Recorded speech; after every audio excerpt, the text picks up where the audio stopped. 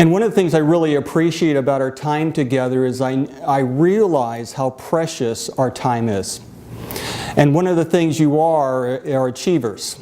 And as a result of that, you don't want to have just added noise to a lot of noise that you have received during this week or this year or even in previous years. And so I'm very much aware of that. So the things that I'm going to provide for you are really, hopefully, a great deal of meat so that you can take with you, increase your knowledge base regarding the whole subject of leadership, which is dangerous in and of itself because everyone's an expert on leadership, right? But the real reason why I'm here is not only to talk about leadership to increase your knowledge. My commitment actually goes beyond that. I want to reach down 10 to 15 inches and not just communicate to your head. I want to communicate to your heart what leadership's all about.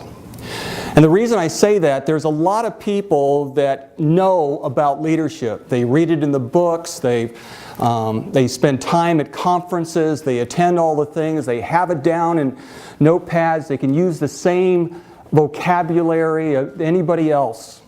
But what I find is nothing changes in a person's life until it touches their heart. And so I truly will be unsuccessful if I'm not just, if I'm communicating only to your head, because my goal is really to communicate to your heart. My third goal that I have in our process together is to do it just like the Nike commercials, just do it, right? And so my goal is that we'll talk in very practical ways, and hopefully we'll have some conversation together, and we'll do some exercises together about the subject of leadership.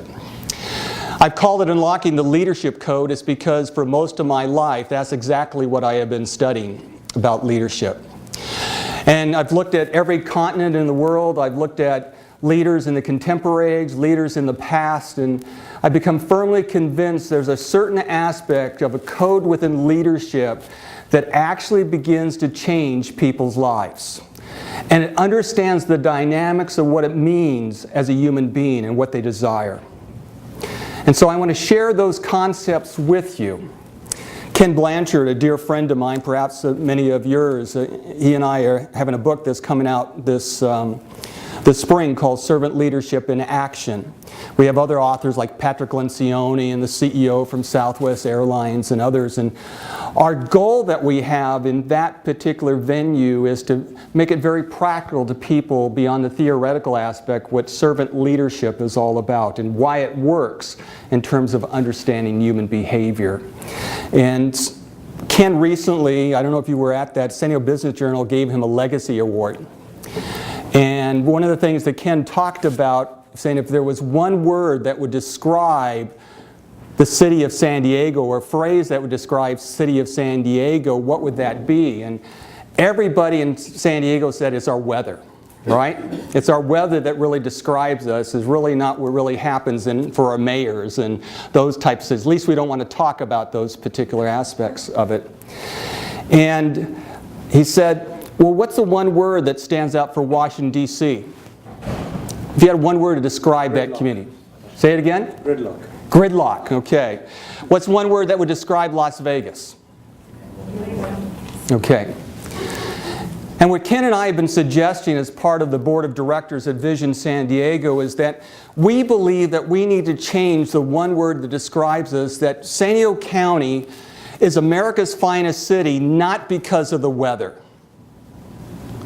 Because once we concentrate on things that we're not responsible for, then we neglect the things that we are responsible for.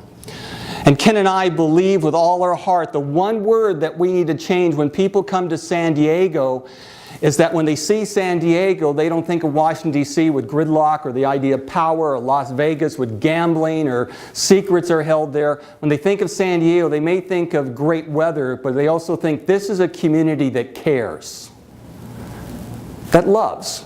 Now don't be afraid of the word love, by the way. Love simply means goodwill in action. Not that mushy stuff, that's love too, but it simply means that this community needs to be one of love, that we actually are committed to the concept of goodwill toward action. And so I want to tell you a little bit about my journey and spend a little time with you, but I want us to understand human behavior because my background is so tied to understand how human beings work. Most of the world, most of the business communities, obviously not this group here, but most of the business community out there are busy acquiring power and protecting power. Traditionally, they're on the power model of how organizations work, with the sole goal that you hire employees to make money, save money, increase production, cut costs, or solve problems. And there's nothing wrong with that. It holds to what Ericsson talked about when he won the Nobel Prize in economic sciences, that the sole purpose of a business is to create profitability at its highest degree. But it comes into a problem many times when you're trying to raise money at the highest degree, when you're beginning to hurt the ethical aspects of what it means to be successful. There's nothing wrong with being sustainable and profitable. And so Ericsson may be right in that concept, but unfortunately when you have an organization that is committed to acquiring power and protecting power, the only psychological result you get in your employees is fear and distrust. Because they know that the leader and the leader itself is committed to that self-serving purpose of dollars and percentages only, and they know that they're being used as an instrumental tool. It's just a reality. So the question that happens for most employees is not what is the most I can do for an organization, but in essence, what's the least I can do for the organization so I won't get fired. Because I know it's quid pro quo. You're using me for my skills and competency, and I'm using you to sustain my livelihood in what I'm doing. You're reading me on this? It's so contrary to what human behavior is. It ties all the way back to all the empires where you go, the Babylonian Empire or the Roman Empire, busily and quietly but successfully acquiring power and protecting power, and now you're working in a non-collaborative environment. But there's another way of doing it that's separate from that, and that's not about acquiring power and protecting power. It's about sacrifice and service. And when you begin to have that motive, what's created within the environment is this concept that we call love, caring for other individuals. And they look at leadership now not for the sake of self, but the leadership for the sake of others. And what's unusually wonderful about this is that the employees are no longer interested in doing what's least in the organization. They're actually interested in what to do the most. In fact, we have highest level of productivity, highest levels of ownership, highest level of commitment, and in essence what they do is they adopt the identity and the value and the mission of that organization and that stream. Because no longer are you looking at that organization from an instrumental point of view, I'm a tool to be used. You're looking at it as an ontological state of being, that we are here and their dignity involved with the organization. If you wanted to put it a different way, the more efficient an organization becomes, it becomes more dangerous for it to maintain its dignity. In fact, the most efficient organization in the world would be simply robotic, wouldn't it? And so the key leaders in our society are the ones that can balance the efficiency with the organization with the dignity of the human being. And all the research verifies that. So let me just lay some groundwork for us as we begin, before we talk about how to unlock the leadership code and doing the right thing in the right way with the right people, by understanding who we are as human beings. Because I think it's fundamentally important. You may not get some of the notes. I have it over here and some of the quotes and some of the key things. I just want us to talk. And then you can pick those up afterwards if you like. Here's the first fundamental truth that we need to know about leadership. Every adult, every human being has a need to love and be loved, and to be a bearer of that love to others. Everyone. Even the most misinformed or the most evil individual in the world, if you want to use Idi Amin or Adolf Hitler, they too had a need to love and be loved.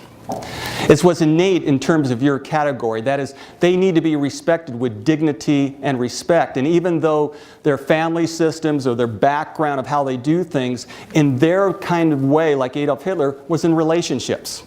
He had a need to be cared for. And every one of your employees that walks through that door in that particular morning has a need to be cared for and feel the sense of value. The second truth, every human being has a desire to influence others. Every one of your workforce needs to think that they are a leader, not just a follower. Because every human being has a desire to be a person of influence to other people. Some use status, some use money, some use sex, some use gender, some use competencies, some use their character, but every individual has that particular need. Even a 3-year-old. Wouldn't you think a 3-year-old knows how to influence a 30-year-old mother?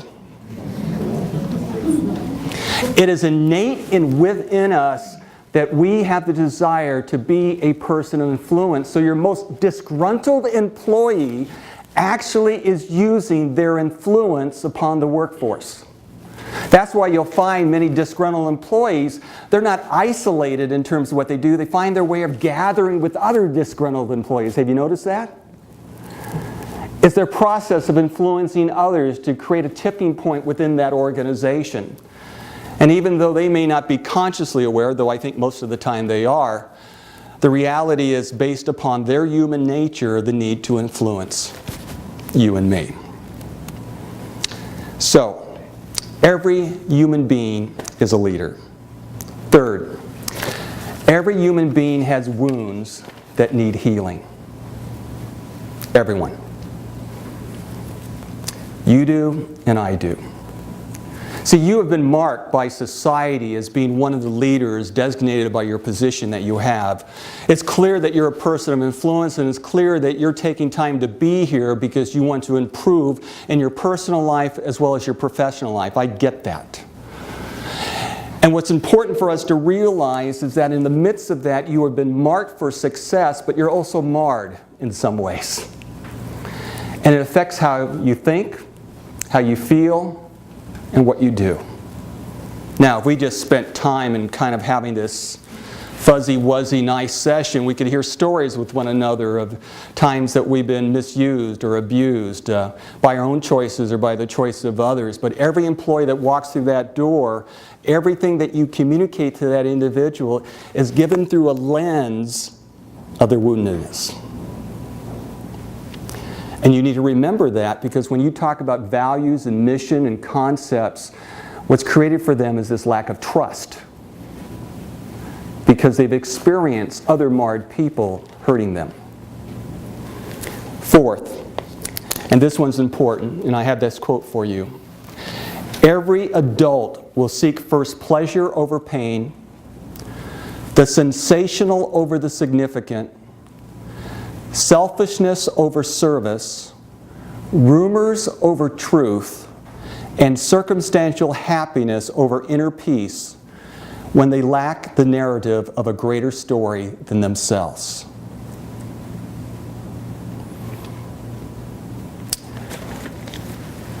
Unless the human being has a greater story than themselves, they will always choose the easy route.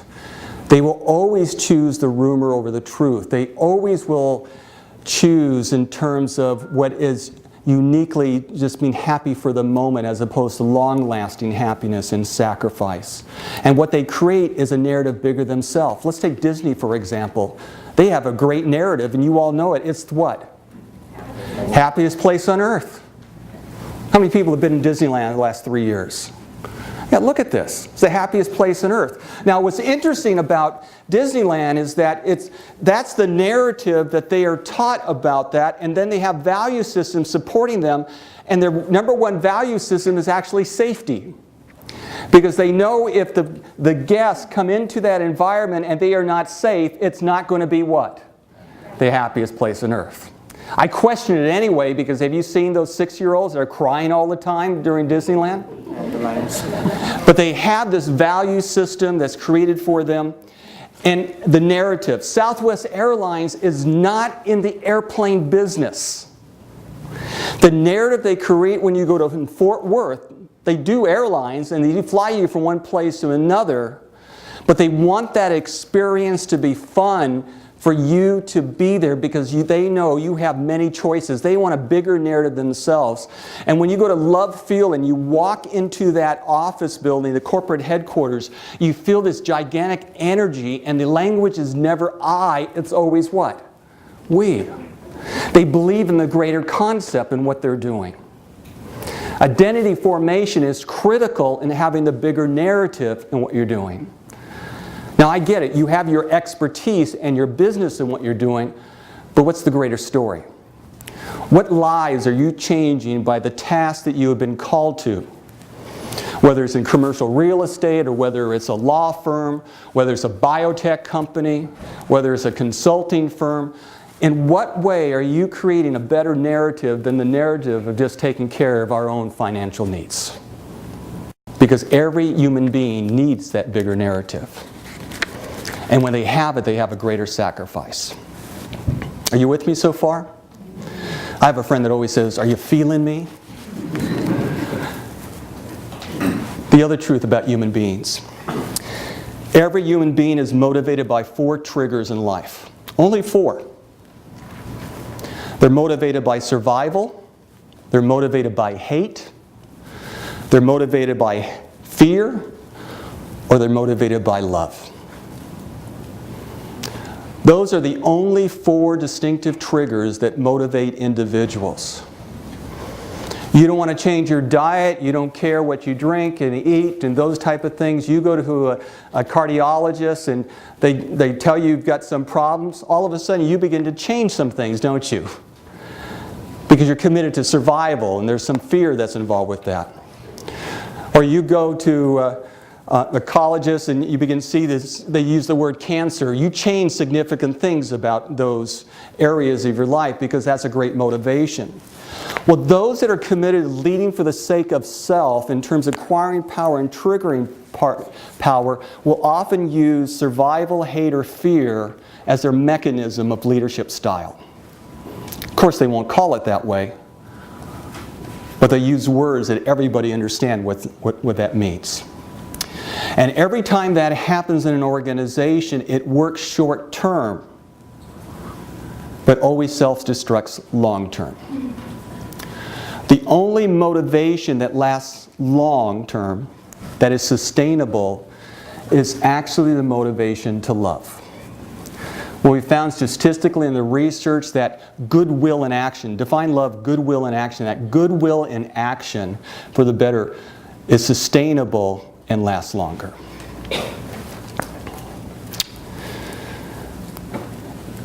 And then let me give you this one, because I know what your greatest problem is, because it's my greatest problem. We'll just keep it here, okay? What your problem is. But the single greatest problem you and I have is the inability to self-regulate.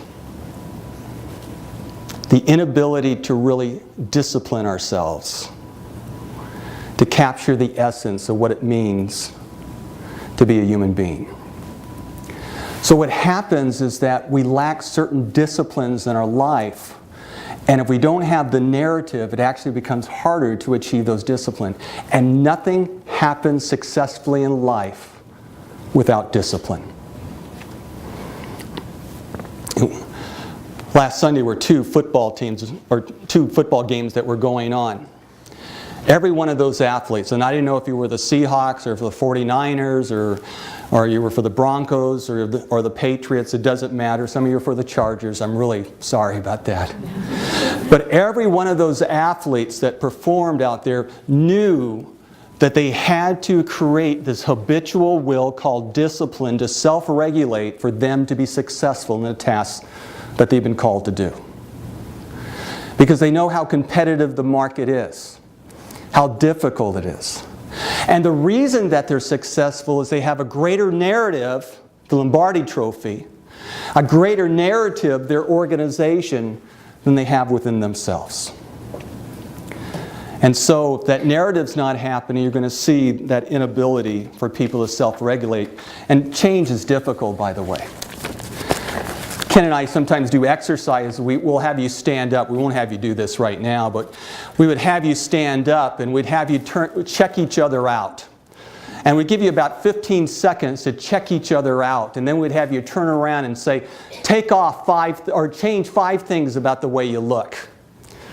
And everybody moans and groans and some laugh. And so they're out taking a bracelet off or a watch or changing their hair, taking their glasses off and all this. And then we ask them to turn around and describe what is different about that individual. And most of them, the first 5, they're pretty good at it. 3, 4, some even 5. Then we say, don't change anything, but turn back to back and then change 5 more things about you.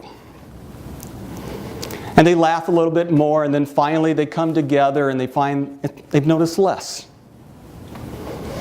And the third time we say, okay, change 5 more. No, we stopped at that area because we were scared what happens. And we said to them, what do you notice about change? We asked them to come back to their seat. What do you notice about change? And they said, change is awkward. Change is hard.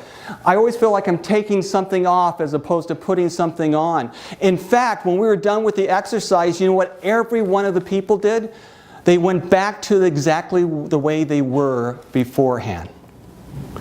And that's what happens to human beings.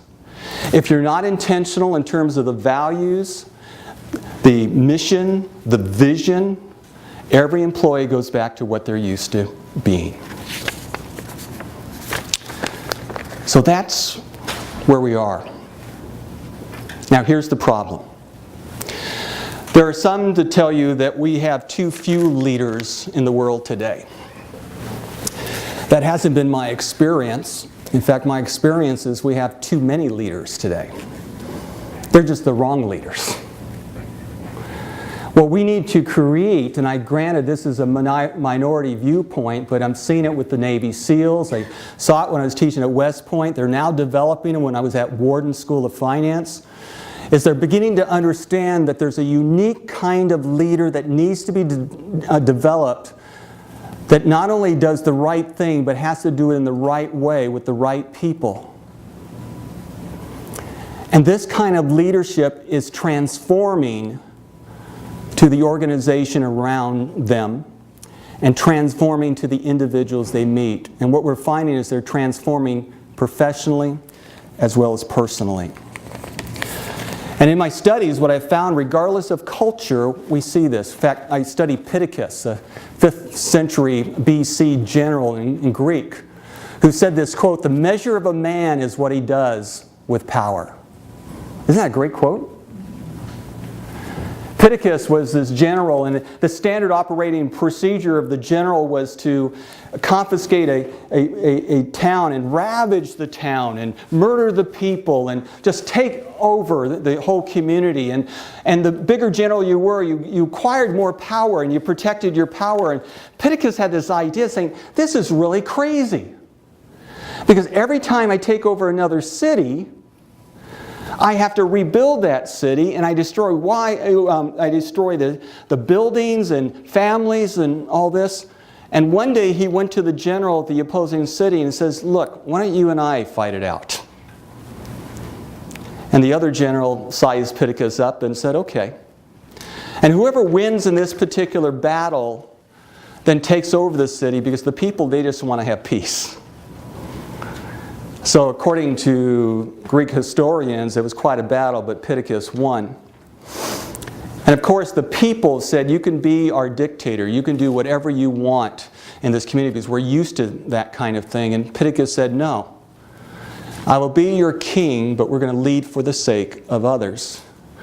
And he began to teach them about government. He began to develop skills and competency within that community that within 10 years, he actually retired from his position, which you never hear about a king. He's one of the first servant leaders. You can choose other leaders that you want. John Wooden, for example, at UCLA, and Bill Walton, if you ever had him, he'll tell you stories after stories of the greatness of John Wooden, genuinely a servant leader. Or you can take in Martin Luther King Jr. Granted, he was imperfect in certain ways, but his commitment to social justice issues and his commitment to nonviolence transformed a community in profound ways. Or Mahatma Gandhi. Or look at some of the UN leaders that in the past who tried to change the world by sacrificing for the sake of other individuals. Nelson Mandela would be a great example. Do you know Nelson Mandela's greatest teacher was his 20-plus years in prison? And he changed a world that was filled with hatred during that time. So how do you do this? Well, let's define what leadership is. Etymologically, the word leadership, which may surprise you, is a shipping term. It means to guide a ship in the midst of a storm. Did you know that? It's the idea that in the midst of a crisis, in the midst of a storm, the captain is guiding the ship and protecting the ship, knowing that leadership is best exhibited not when it's smooth sailing, but when adversity strikes the organization. And so leadership is steering the ship in a storm. And so that's what we're going to do. I spend a lot of time speaking at universities, and particularly in business schools, and talking to individuals, and it seems like there's a standard business question the students would always ask me. And I found that over the last 10, 15 years, I've been giving different answers until the last 5 years, which has been the same answer. And the one question every student asks in the surveys and in their interview portion is, what is the one thing that you do as a leader? What is the one most important thing you do as a leader? Think about it for a moment. What is the one most important thing you do as a leader? Why don't you share with each other in groups of 2 or 3 what it is that you shared? What's the one most important thing you do as a leader? What were some of your answers? Yes? Brew beer. Brew beer. That's a great example. Okay. Finally, the secret of life was just established in there. Okay. Ours is set an example. Set an example. Okay, what else? Care. Care. What else? Listen.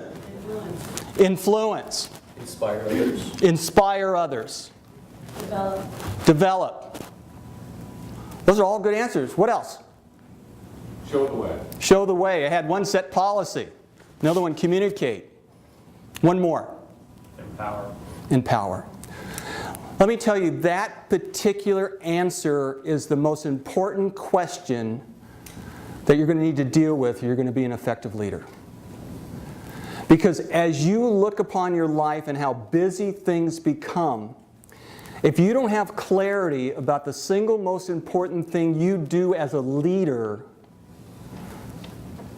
it's going to hinder your effectiveness in the organization. You're going to need some time to think about that. I remember through the years when I would talk to these graduate students, I would talk about different things that kind of hit me about it. And for the last 5 years, maybe 6 years, I've come to a conclusion that the single most important thing I do as a leader is to be a bearer of hope. Because we live in a day and age that has changed so much in our society. We have moved from the modern age of viewpoint, where we have propositional truth, to now a postmodern viewpoint where we're skeptical of all authority. We move in this period of time in our society where we used to know where we grew up, we can be in one age, a sense of stability and working in one organization, to now many of the employees are now having 3, 4, 5 different careers because of the changes within the economic structure. We live in a time that is a period of earthquakes and erosion within our society. And as a result, we've created a dilemma within our group. And so I've decided that my role is to be a bearer of hope, to inspire and equip and encourage others. And whatever decision you make, that's going to be important in terms of what you try to do in the organization. If you allow me, let me just tell you my story. I'm a firstborn American. My parents were from Poland. If you knew anything from WW2, Poland was divided into 2 by the Russians and the Germans during that time. My mom and dad didn't know each other. My mother was Jewish, my dad was Roman Catholic. My mom was actually in an arranged marriage to a man age 40. She was 20 at the time. And the Russians took the eastern bloc of Poland and they captured him, and then a week later they captured her and sent her to Siberia. And she actually, in Siberia, built her own compound. After Siberia, she went the normal route, which was Bombay, now Mumbai, and then went to London. And she literally believed that the streets of New York were lined with gold, that the United States was filled with this great land of opportunity. She was abused physically and emotionally.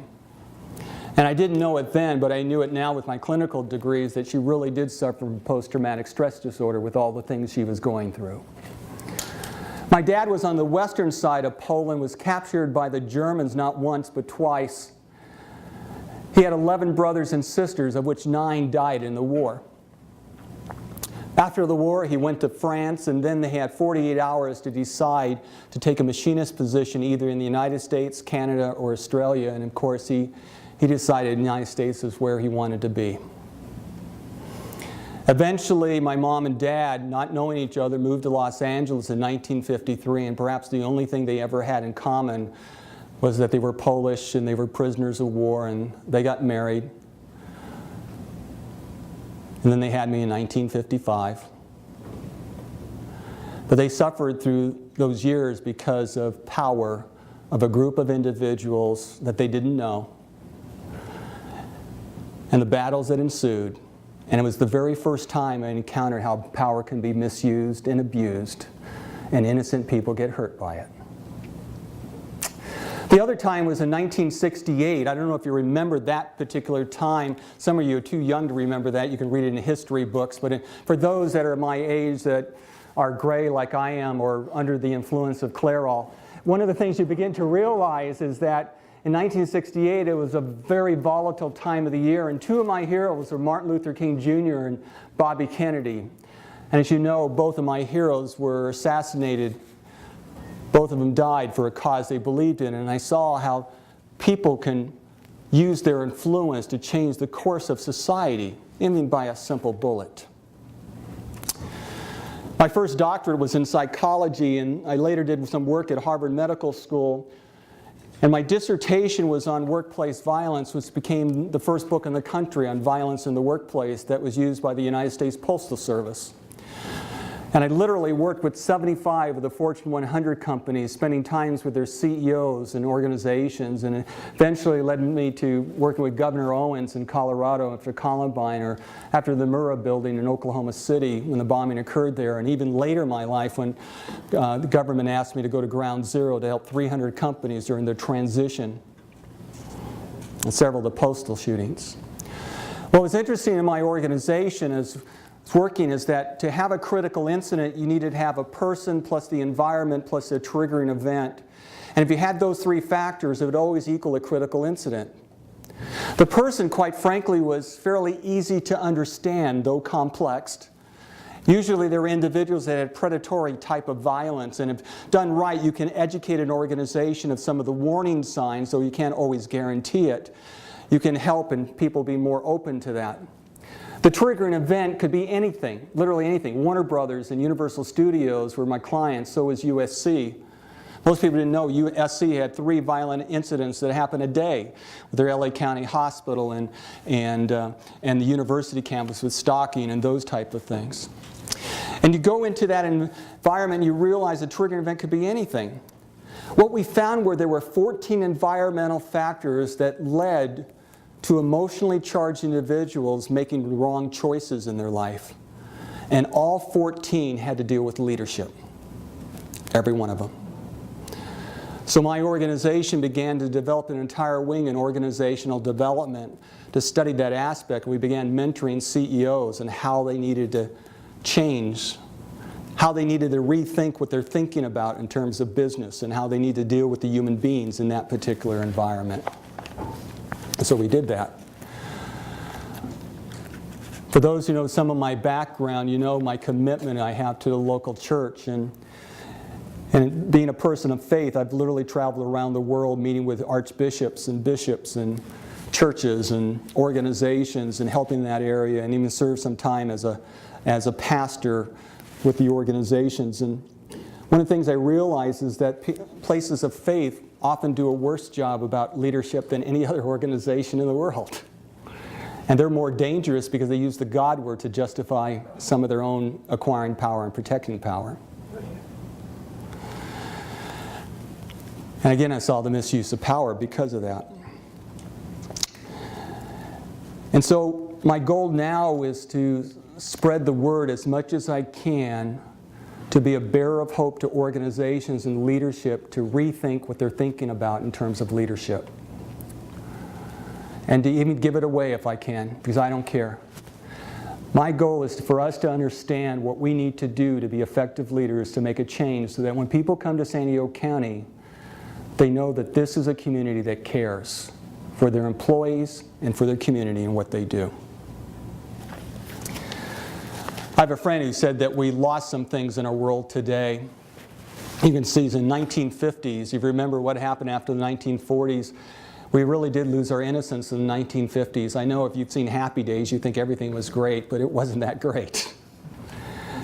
We were really struggling with some of the aspects of our own innocence and our own responsibility with Hiroshima, and sexually mores began to change in that. In the 1960s, we began to see the age of trust was diminished.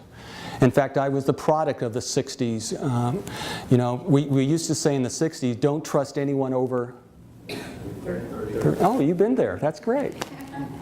That's right. Don't trust anyone over 30.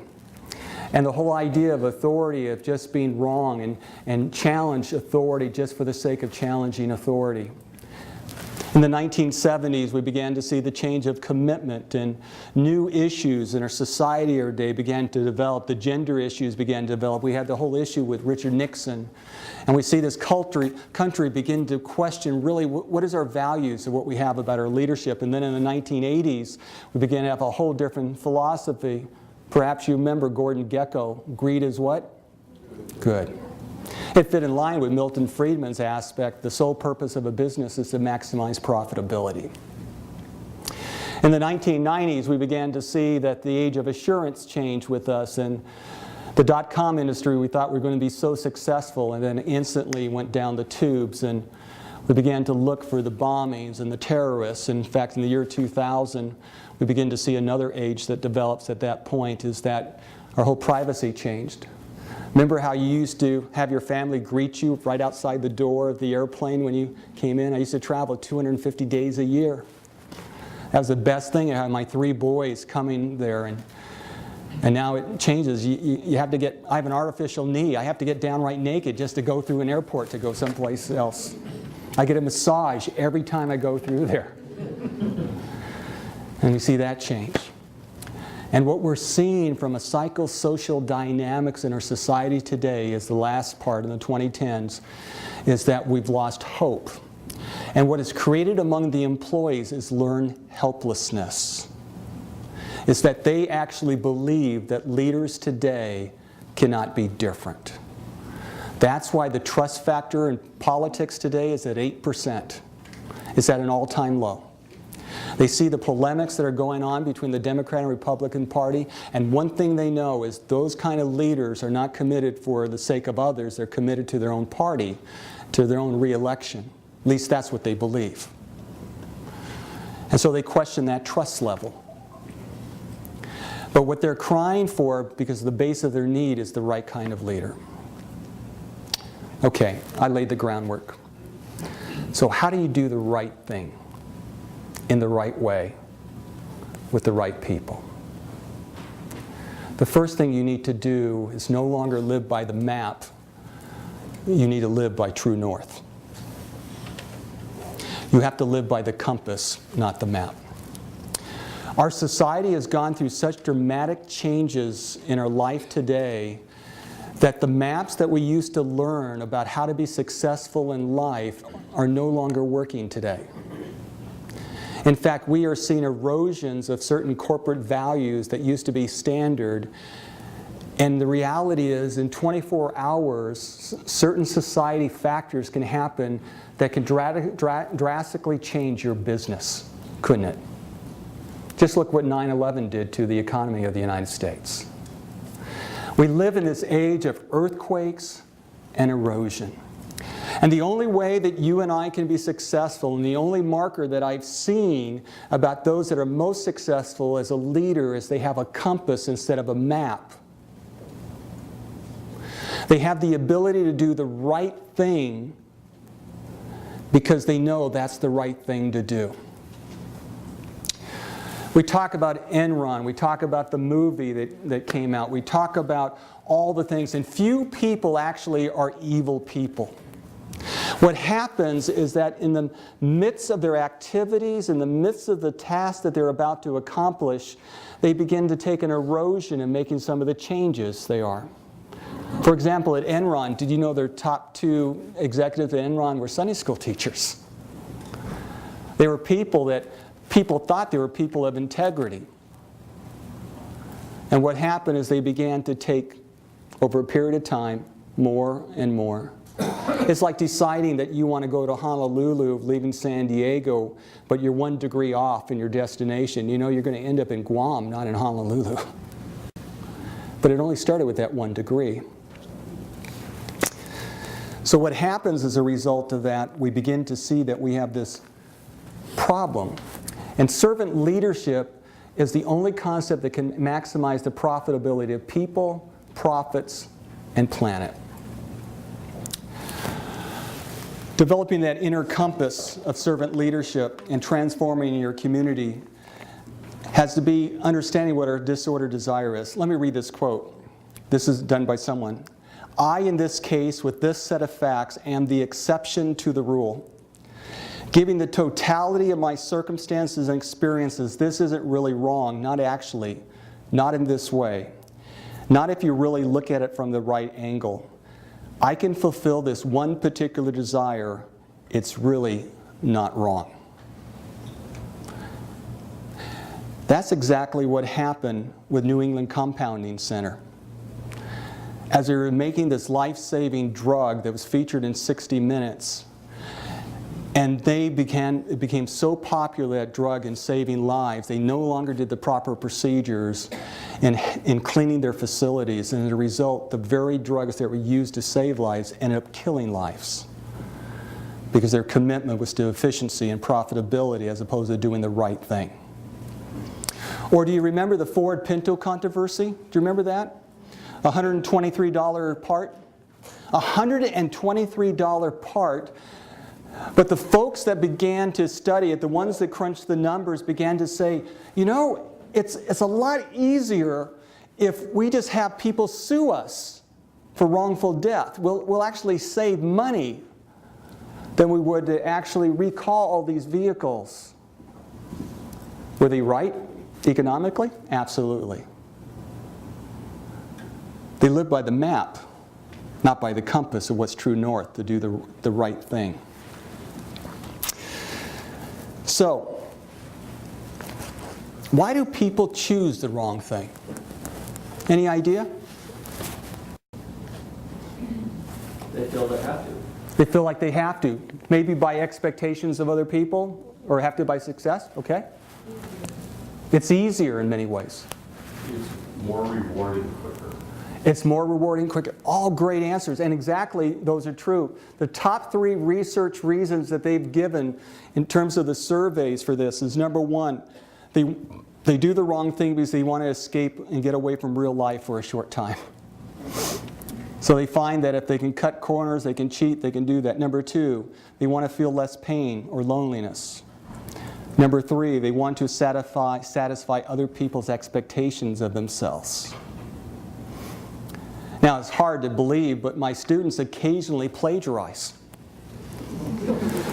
They must think that I, as a professor, don't actually read other books. And I know they're good students, and so I will often ask the students, tell me what was going on in this. And invariably, they'll say that they waited till the last minute to finish the paper.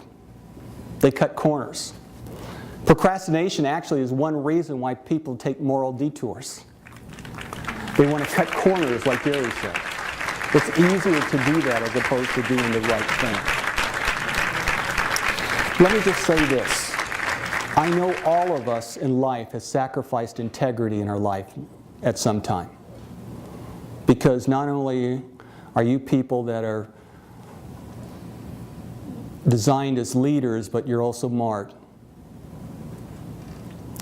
All of us have sacrificed integrity. How did it make you feel when you sacrificed integrity? You don't have to tell me what you did, okay? But when you sacrificed integrity about something, how did you feel? What were some of the emotions you felt? Guilt. Guilt? What else? Shame? Yeah. Sad. Say again, Lori? Sad. Sad. What we have found is, what you described is 100% of the people that sacrifice their integrity, particularly the first times that they do it, you find guilt and shame and sadness. And then what happens after that is they begin to justify their behavior. I, in this case, with these set of facts, can justify what I'm in. In this case, it's not really wrong. You have to have true north. Let me ask you a question. When was the time you didn't sacrifice integrity, but it still cost you something? And what did it cost you? Think of a time in your career, it could be personal too, you didn't sacrifice integrity at all. What did it cost you? My job. Cost you your job. Cost what? Money. What else? Recognition. Recognition. Here's the facts we need to realize. If we want to be people of integrity, it will always cost us something.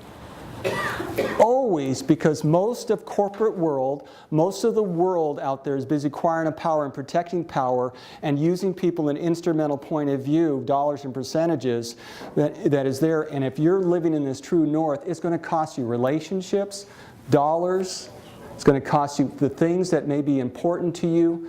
But the one thing it will cost you is the shame and the guilt, because you know the kind of person you are. I have a quote from Samuel Smiles. I love that last name. Sam Smiles is a Scottish government worker. He writes this particular story. He talks about the power of good character. He says, "Good character is human nature in its best form. It is moral order embodied in the individual. It's the crown and glory of one's life. Good character is the noblest possession of a person, constituting a rank in itself and an estate in the general goodwill, dignifying every station and exalting every position in society. Good character exercises greater power than wealth and secures all honor without jealousy of time. That character is power is true in a much higher sense than knowledge is power. Mind without heart," and this is important, "mind without heart, intelligence without conduct, cleverness without goodness are powers in their way, but they may be powers only for mischief. Therefore pursue truthfulness, integrity, and goodness."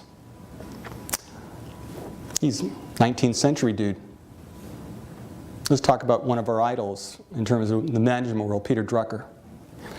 "The final proof of the sincerity and seriousness of management is uncompromising emphasis on integrity of character. For it is character through which leadership is exercised. It is character that sets the example and is imitated. Character is not something one can fool people about." Doing the right thing is all about character. By the way, the ancient Greeks and Romans, they talked about character a great deal in one's life. And one of the things that they talked about was they used the word character initially to describe a Roman soldier who got tattooed, got inked. And when they got inked to identify that they're a member of the army, what they said was that ink was their character. Isn't that interesting? Saying who you are and who you identify with is actually the character of who you are as an individual and a person. It is critically important for us, if we're going to lead for the sake of others, that people will follow not those that are most competent. They will follow those with the most character.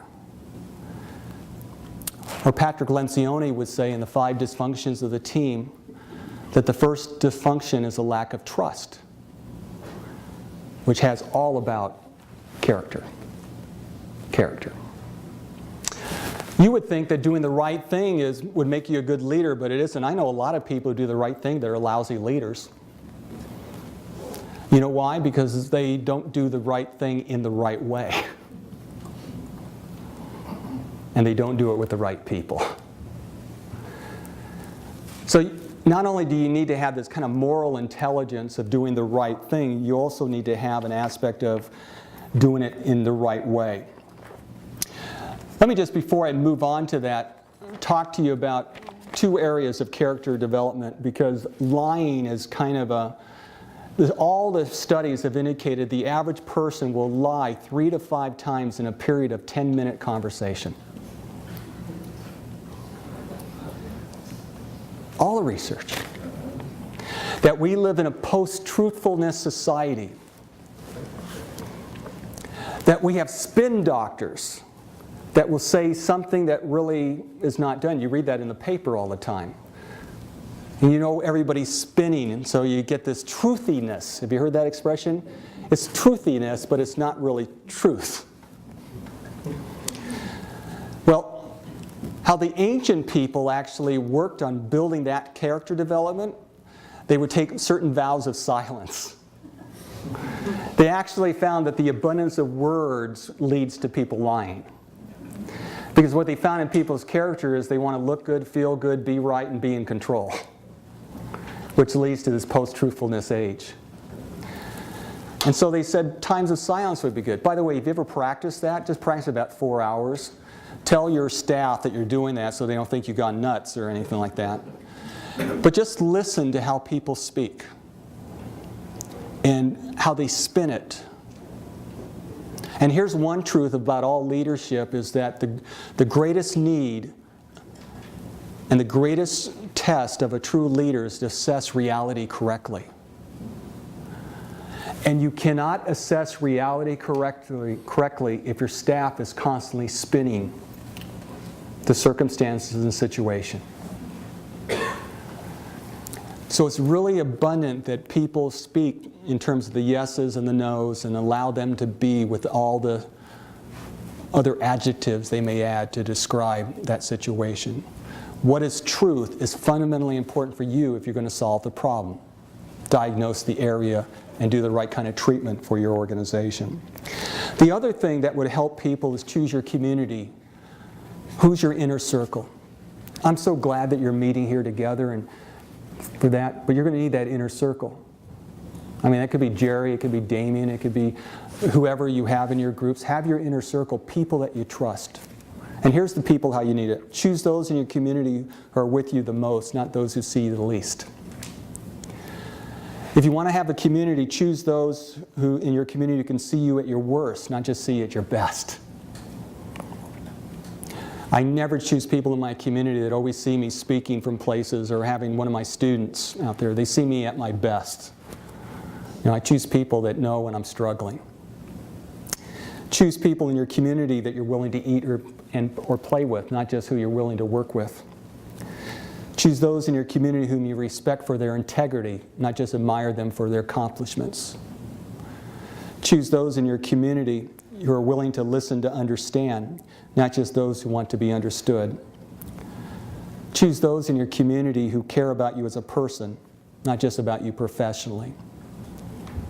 Choose those in your community who are willing to ask you the tough questions, not just those who provide the easy answers. And choose those in your community that can maintain confidentiality. Every one of us needs at least 2, 3, 4 people in that inner circle that we can be honest with, and they can be honest with us, because we have a great tendency to lie to ourselves. Drucker would say every human being needs to take a mirror test.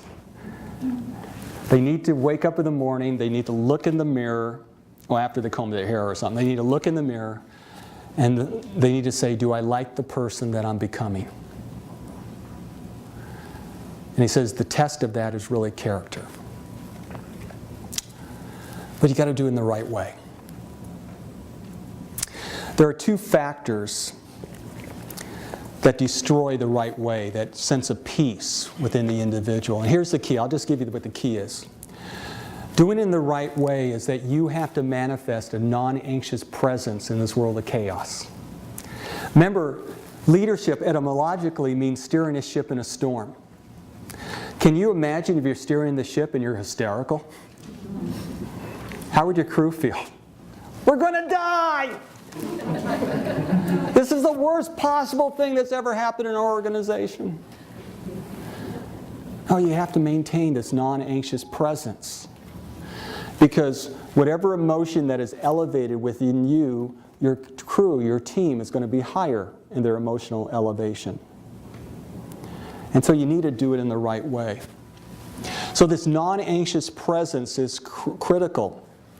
The ancient word they used actually is temperance. It's that you would manage your emotion according to that's fitting for that context in that area. And what we have found by the research is that people that do it the wrong way have two characteristics that seem to be leading them in the wrong way of doing things. And the first one is inappropriate anger. The Greeks use two words for anger. One is thumos and the other one is orge. Thumos is the idea of thermometer type of anger. Orge is more of a residential anger. And what the ancients would talk about in leadership is that thumos, that spiraling, intensive anger, that atomic bomb that you place in the organization, does more to distrust an organization from doing the right thing in the right way and following you. You can spend hundreds of thousands of dollars in goodwill.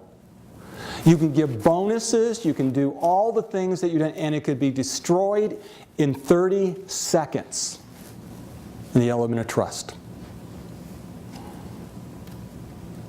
You may feel better,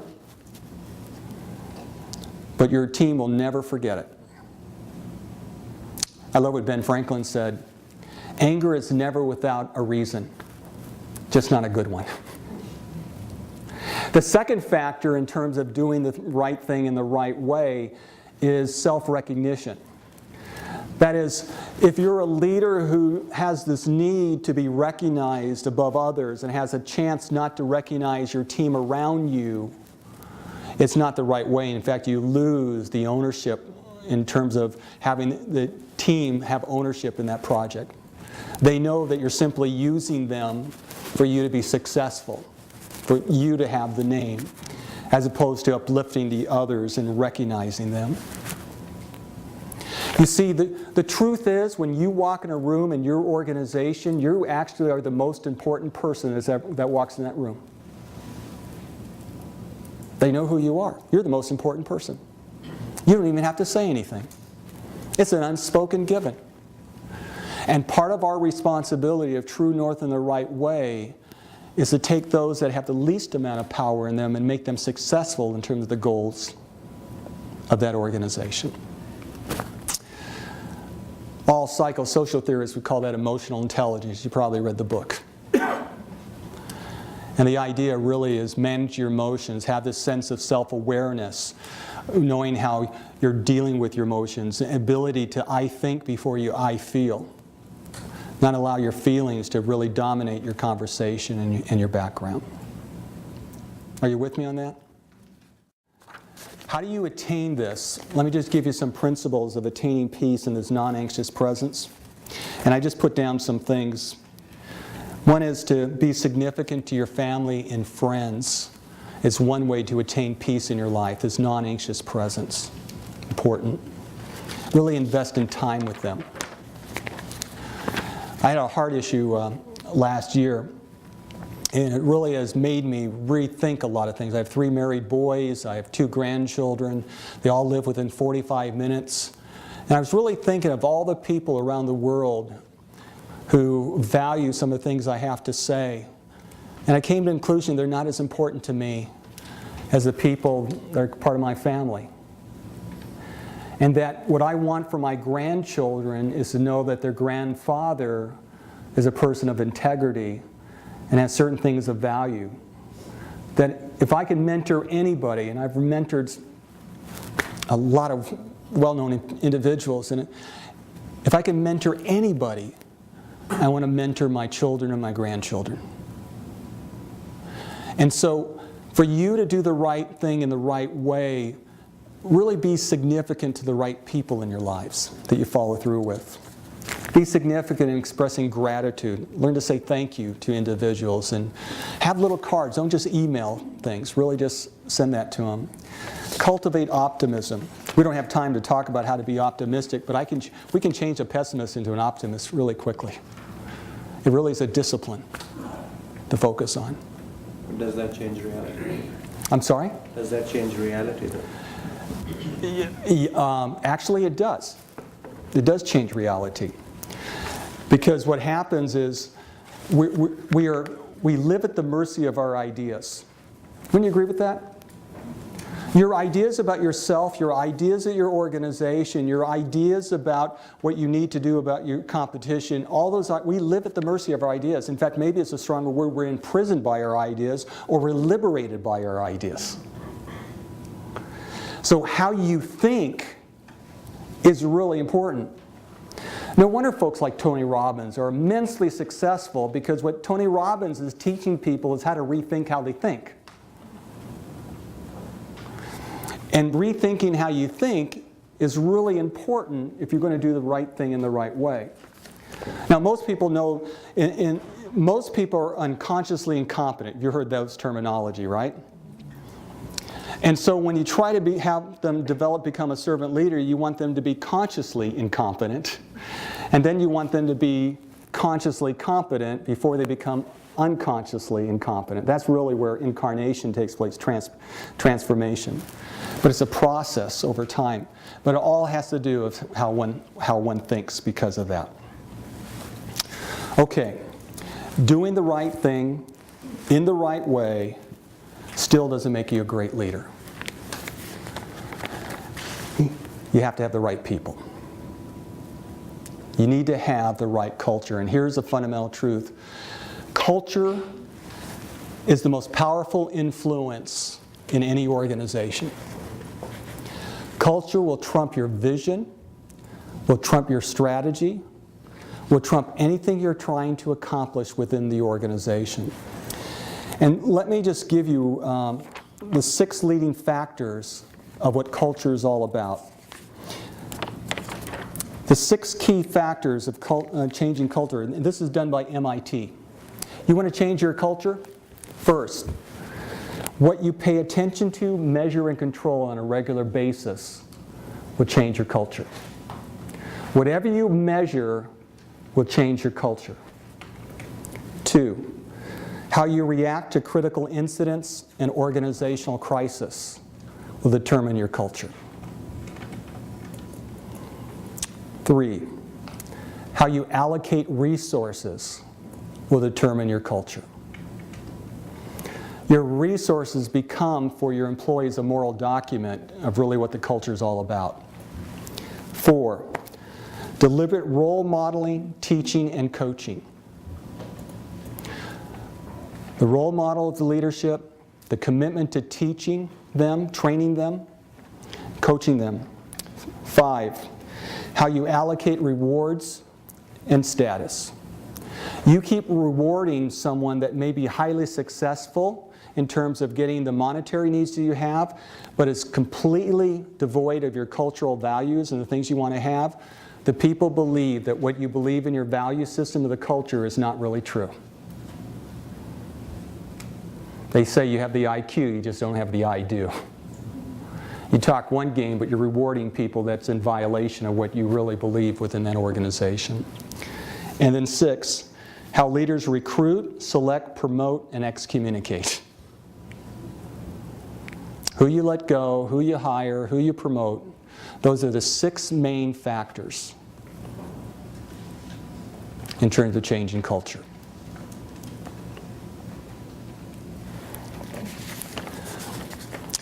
What I'd like to do instead of the exercise, because of limited time, and I apologize that I've just been a talking head, I want to have you for 3 hours. I just want to share with you the 7 practices of a servant leader, and just spend briefly talking about what that means for us. And I have a handout for you for that, so you can go ahead and do that yourself. But here are the 7 practices of a servant leader. The first one is that servant leaders seek lasting change instead of system relief. The goal of a servant leader is just not to take the stressors regarding a system and provide relief, like the squeaky wheel gets what? Yeah, gets the oil. It's to look long-term at what you want your organization to be. It has a long-term perspective. Really, everybody else in your organization has tasks to do, but if you're a CEO in an organization, you are the cultural architect. Your task is that task to create within that organization. So you need to seek lasting change. How can we deal with it long term to make sure it doesn't happen again? Number 2, second practice. Servant leaders create authentic relationships, not just dependent relationships. Authenticity is very important. When Patrick Lencioni talks about the 5 dysfunctions and he says the bottom is lack of trust, it's not predictive trust, because most people think of trust as being, can I trust this person that they're going to be consistent? I mean, that's important. What Lencioni is talking about in that absence of trust is he's talking about not predictive trust, he's talking about vulnerability. Can my leader be authentic and real and show vulnerability? That, can they be real? That's what they want. They don't want you to share all your dirty laundry. They just want some authenticity. Things are tough, things are tough. Things are good, they're good, but be real. And real leaders, servant leaders, don't want dependent relationships. You actually want to create a system where they're actually having the ability to become eagles, not ducks. I love when Ken says that. You know, I think John Maxwell does too. Ducks are people in an organization that just follow the policies. Eagles are the ones that have the ability to change and adapt to meet the customer service needs so it can be a good experience for them and what they're doing. So you want to have the ability to have authentic relationships instead of dependent. Third, servant leaders persevere with a non-anxious presence, knowing that direct reaction and deliberate resistance are evidences of your effectiveness. I want you to get that.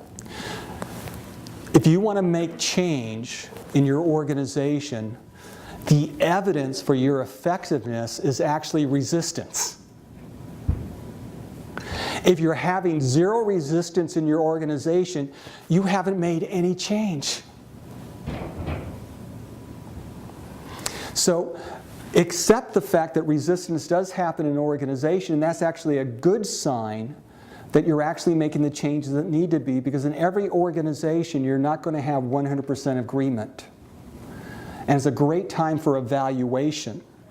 And it's not an issue of authority in terms of submitting, and it's this issue of understanding what are the dynamics that are going on that I can be more effective with that. And the key is still the non-anxious presence.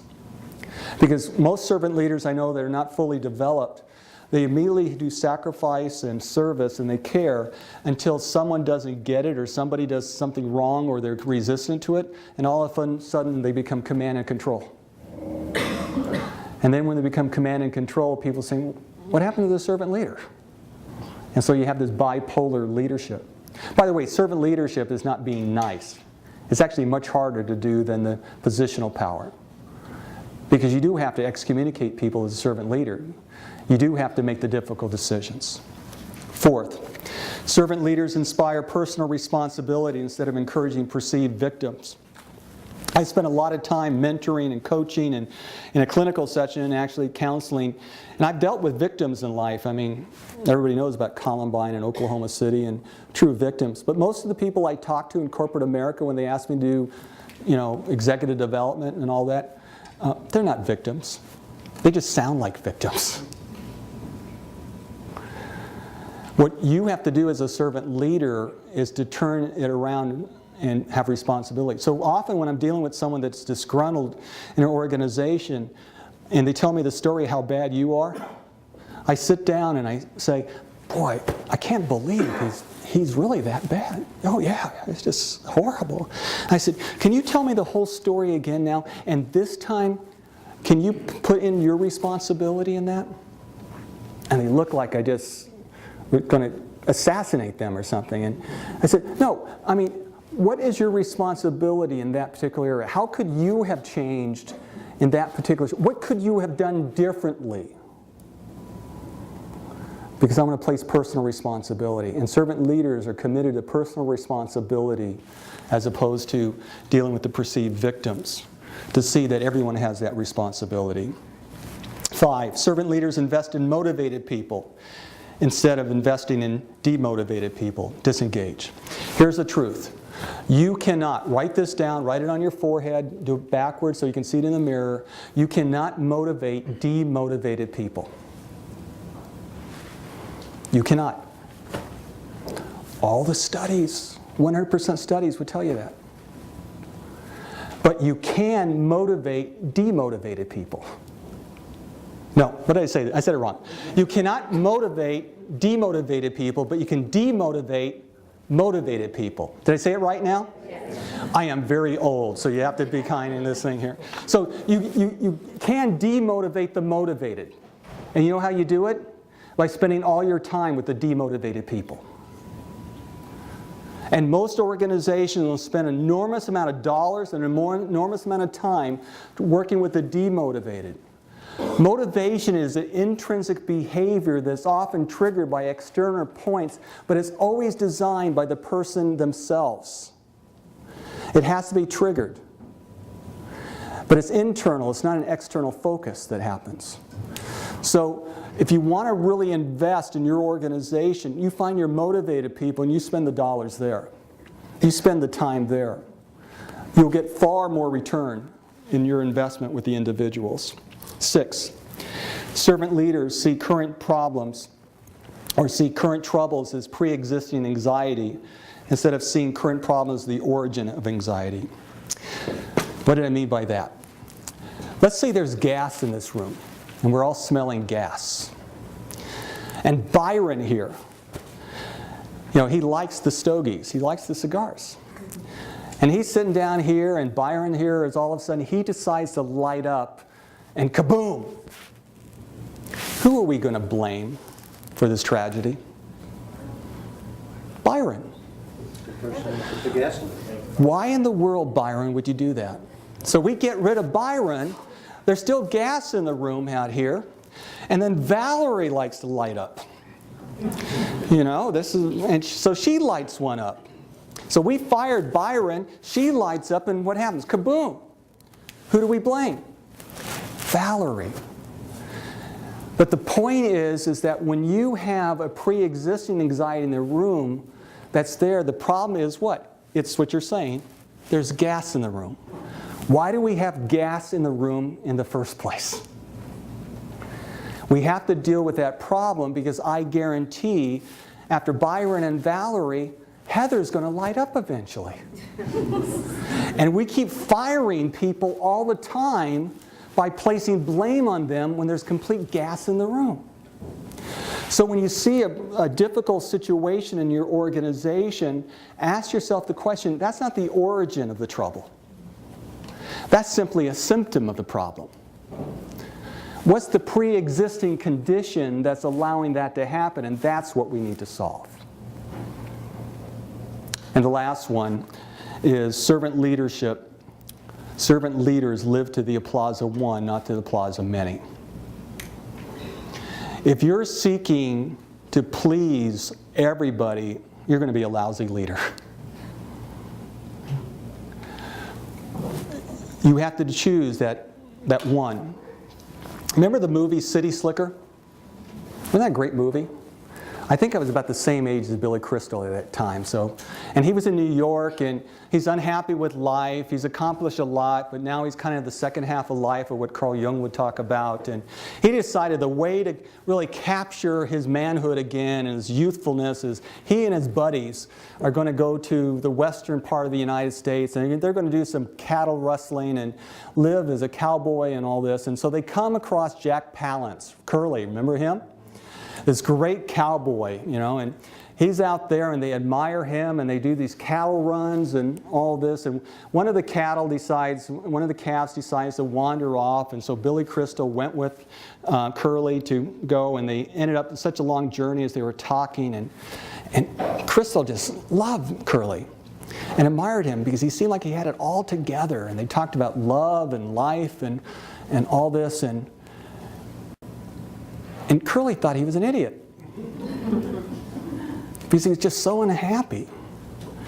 And Curly says to Crystal, you know what the secret of life is? And Billy Crystal says, you know what the secret of life is? What's the secret of life, Curly? And Curly points his finger and says, this is the secret of life. And Crystal says, your finger's the secret of life? He said, no. It's the one thing. It's the one thing that's a secret of life. I started today talking about what is the single most important thing you do as a leader. You're going to have to decide what the single most important thing is that you're seeking approval from, if you want to do the right thing in the right way with the right people. That's living to the applause of one and not to the many. Thank you so much. I appreciate your time.